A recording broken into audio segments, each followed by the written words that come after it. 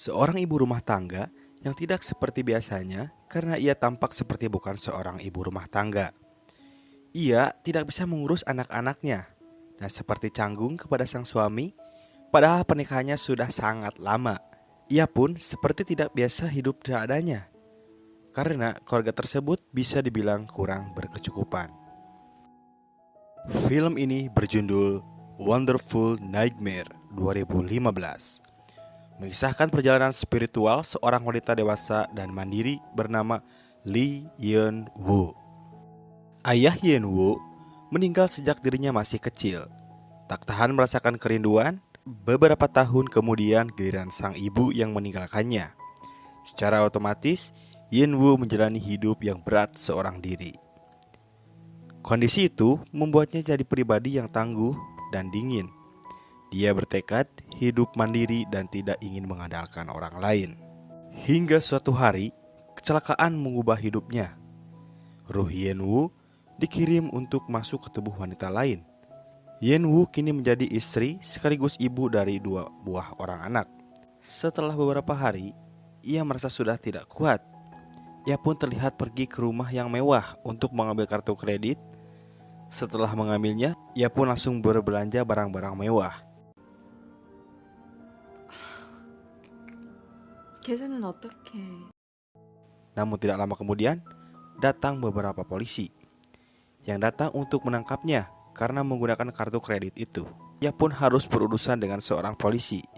Untungnya, ia dapat bebas dari kasus ini, tapi suaminya terlihat kecewa karena ia merasa bahwa keluarganya itu lebih membutuhkan uang tersebut untuk biaya hidupnya sehari-hari, bukan untuk membeli barang-barang mewah.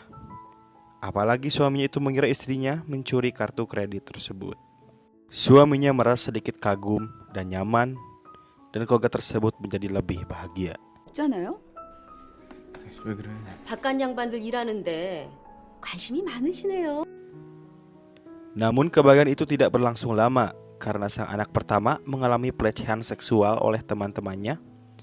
Setelah ia mengetahui sang anak mengalami pelecehan, ia pun langsung melaporkan ke pihak sekolah. Ia bertemu dengan sang anak yang melecehkan putrinya tersebut yang didampingi oleh pengacaranya. 저 싸가지 없는 녀석의 미래를 좀 밟아주고 싶어졌어요. 저기 하늘이 어머니. 네, 맞아요. Ketika ia berdebat, ia tiba-tiba teringat dengan kejadian masa lalunya. Ternyata ia dulunya seorang pengacara kelas atas. Dan dari situ kita mengetahui bahwa yang ada di dalam tubuhnya adalah pengacara tersebut. Dan kartu yang ia ambil adalah miliknya karena kita diperlihatkan sebuah kejadian di mana ia sedang menangani kasus pelecehan seksual yang dilakukan oleh seorang anak dari pemilik perusahaan besar. Dan ia ada di pihak orang kaya tersebut. Jadi ia membela klien tersebut setelah berbincang cukup lama. Akhirnya menghasilkan kata damai, dan orang tua tersebut akan memberikan uang kepada sang korban. Apalah daya sang korban menerima ajakan damai tersebut karena ia menyadari kalau dibawa ke pengadilan pun ia pasti akan kalah karena ia tidak punya apa-apa. Tapi sang ibu dari korban masih belum terima dan mengatakan kepada si Lee, sang pengacara orang kaya tersebut, bahwa suatu saat ia akan merasakan bagaimana rasanya mengetahui anaknya telah menjadi korban pelecehan. Ya karena ia memang belum mempunyai anak, ya ia tidak menanggapinya. Setelah itu, saat malam hari ia bertemu dengan ayah dari anak yang tadi pagi ia bela. Dan ia memberikan hadiah mobil mewah dan kartu kredit. Setelah beberapa hari pun berlalu, ia terlihat sedang menikmati kemewahan yang ia miliki. Namun naas, ia mengalami kecelakaan dari mobil mewahnya tersebut dan ia pun sepertinya meninggal. Jadi ceritanya, ia masuk ke tempat sebelum surga, tapi ia dinyatakan belum waktunya meninggal karena ada kesalahan. Gak tau lah guys, bisa-bisanya salah ya. Tapi ya namanya juga film, ya udahlah terserah. Lanjut. Jadi katanya ia bisa kembali ke tubuhnya asalkan ia mau membantunya, yaitu masuk ke dalam tubuh orang lain. Karena orang tersebut juga sama salah, karena kematiannya lebih awal 1 bulan. Jadi ia diminta untuk masuk ke dalam tubuh orang tersebut. Akhirnya ia menyetujuinya dan ia pun akan menjalankan tugasnya selama 1 bulan. Ternyata ia masuk ke dalam tubuh seorang wanita ibu rumah tangga yang memiliki 2 orang anak. Awalnya ia sangat kesulitan dan merasa tersiksa karena ia sudah terbiasa hidup mewah dan serba berkecukupan. Jadi pantas saja si ibu tersebut terlihat sangat tidak nyaman karena itu bukan asli dirinya, melainkan sang pengacara yang masuk ke dalam tubuhnya. Lanjut dengan kasus yang tadi, dengan kasus yang sama tapi di pihak yang berbeda. Dan akhirnya sekarang mengerti bagaimana rasanya jadi seorang ibu yang melihat anaknya jadi korban pelecehan. Dan itu sangat membuat emosi dan sakit hati. Dan ia pun menyesali perbuatannya yang dulu, dan akhirnya ia memutuskan untuk menolak ajakan damai dari orang kaya tersebut. Dan ia memilih tetap menempuh jalur hukum. Setelah kejadian itu, ia menjadi sangat dekat dengan keluarga barunya dan menikmati perannya sebagai ibu rumah tangga yang baik.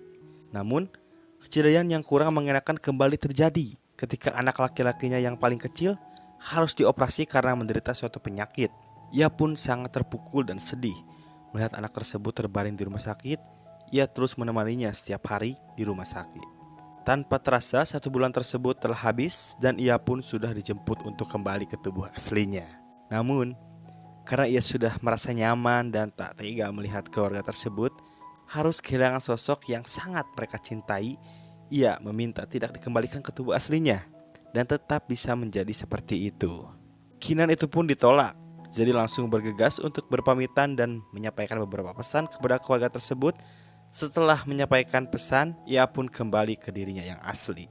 Karena ia sangat sayang kepada keluarga tersebut, ia mencarinya kemana-mana tetapi tetap tidak ketemu. 그런 사람 없어요.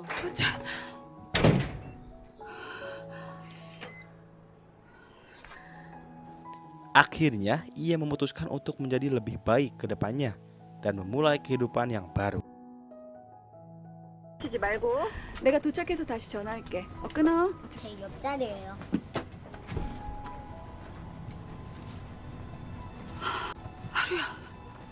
내 이름은 어떻게 알아요? Eits, tetapi di akhir film ketika ia sedang berlibur, ia bertemu kembali dengan keluarga itu lagi. Dan film pun tamat. 근데 뉴질랜드에는 무슨 일로 가세요? 아, 얼마 전에 엄마가 Pesan penting dari film ini bisa kita petik guys, bahwa kita harus merasakan apa yang dirasakan oleh orang lain. Ketika kita tidak merasakan, bahwa rasa tidak akan merasakan kita. Terima kasih, sampai jumpa di video selanjutnya.